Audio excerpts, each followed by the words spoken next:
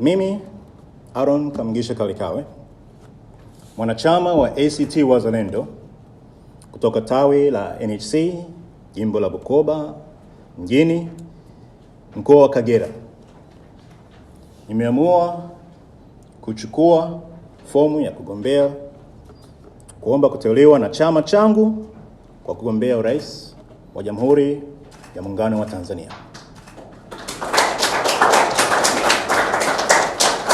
Kwenye uchaguzi mkuu wa mwaka 2025. Ni imani yangu kuwa nitapata fursa zaidi ya kufafanua mawazo na sera zangu baada ya kuteuliwa rasmi na chama changu cha ACT Wazalendo kuwa mgombea rais wa Jamhuri ya Muungano wa Tanzania. Mwisho, naomba nieleze kuwa ninagombea urais wa Jamhuri ya Muungano wa Tanzania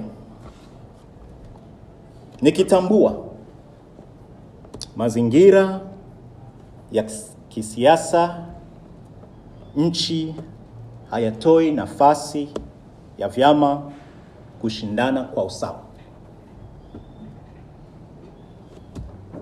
Kama chama changu kilivyojipambanua,